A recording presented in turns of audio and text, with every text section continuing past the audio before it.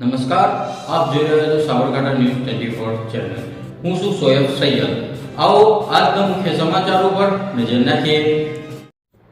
સાબરકાંઠા જિલ્લાની અગ્રણી સહકારી સંસ્થા સાબર ડેરીનું નિયામક મંડળ ગુજરાતના મુખ્યમંત્રીને પણ ગાંઠતું નથી. જી હા, બે જિલ્લાની 1000 જેટલી દૂધ મંડળીઓને સભાસદ બનાવવાની સૂચના આપવા છતાં પણ હજી સુધી ડેરીના નિયામક મંડળે સભાસદ ન બનાવતા હવે મામલો ગરમાયો છે.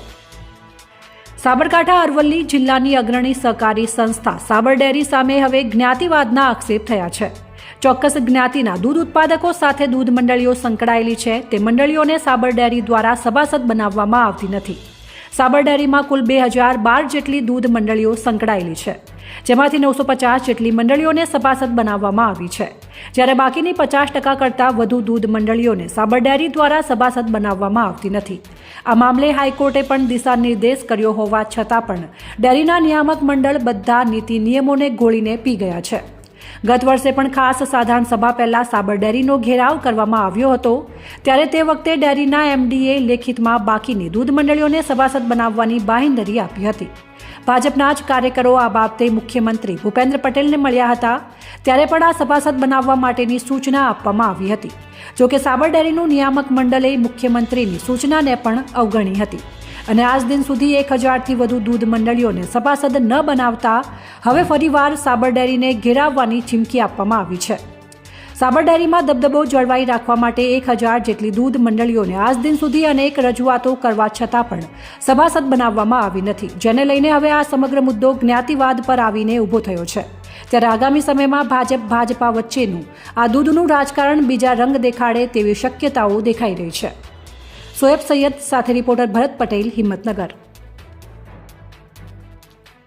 સાબરકાંઠા ન્યૂઝ 24 ને સબસ્ક્રાઇબ કરી લાઇક કરવાનું ભૂલશો નહીં, જેથી આવનારા સમયમાં ઝડપથી આપના સુધી સમાચાર પ્રાપ્ત થઈ શકે. સાબરકાંઠા અને અરવલ્લી જિલ્લાની 2012 દૂધ મંડળીઓ કુલ આવેલી છે. એમાંથી અંદાજે 950 જેવી દૂધ મંડળીઓને સભાસદ બનાવવામાં આવેલ છે. એના માટે જે બાકી રહી ગયેલી 1000 એટલે 50% ઉપરાંત દૂધ મંડળીઓ છે એને સભાસદ આ ડેરીના નિયામક મંડળ એને સભાસદ બનાવતા નથી. એમની મેલી મુરાદ છે કે ભાઈ આ 1000 સભાસદો દૂધ મંડળીવાળા જો સભાસદ થાય તો ચૂંટણીઓમાં અમને તકલીફ પડે અને ચોક્કસ જ્ઞાતિના માણસો, ચોક્કસ ગ્રુપના માણસો જ ડેરીમાં વહીવટમાં આવે અને અત્યારે જે હાલમાં જે વહીવટ કરે છે એમના સિવાય બહારનો કોઈ પણ માણસ દૂધ મંડળીના વહીવટમાં ના આવે એ આશયથી આ ચેરમેન, એમડી અને એમની મંડળી નવીન સભાસદો કોઈ બનાવતા નથી. આ બાબતે ગુજરાત હાઈકોર્ટમાં પણ અપીલ દાખલ કરી, અમે સરકારમાં પણ લડ્યા, સહકાર મંત્રીને પણ મળ્યા, માનનીય મુખ્યમંત્રી શ્રી ભૂપેન્દ્રભાઈ સાહેબને પણ રૂબરૂ લિખિતમાં અમે રજૂઆત કરી કે સાહેબ આ દૂધ મંડળીઓને સમાન હક દરેકનો હોવો જોઈએ, પરંતુ 1000 જેટલી દૂધ મંડળીઓને સભાસદ બનાવતા નથી. મુખ્યમંત્રી કાર્યાલયથી પણ લેખિતમાં જાણ કરવામાં આવેલ કે આ લોકોને, પશુપાલકોને ન્યાય આપો.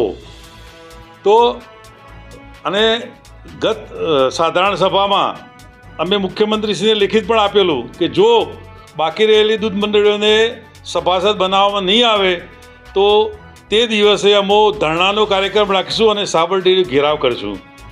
આ બાબતે મુખ્યમંત્રીશ્રીની દરમિયાનગી કરતાં સાબર ડેરી નિયામક મંડળે અમને બોલાવી અને વચલો રસ્તો કાઢ્યો કે ભાઈ હાલમાં ચેરમેન, વાઇસ ચેરમેનની ચૂંટણી પેન્ડિંગ છે, તો એમના ઉપર તો વિશ્વાસ રખાય નહીં. અમે કીધું ભાઈ તમે લેખિતમાં અમને આપો.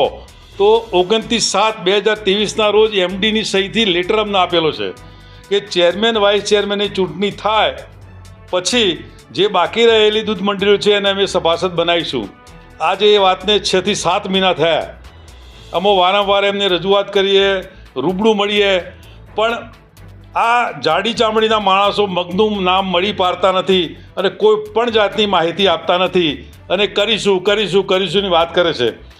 કંટાળી છેલ્લે આજે મેં સાબર ડેરીને રૂબરૂ ટપાલ આપવા જઈએ તો પણ લેતા નથી.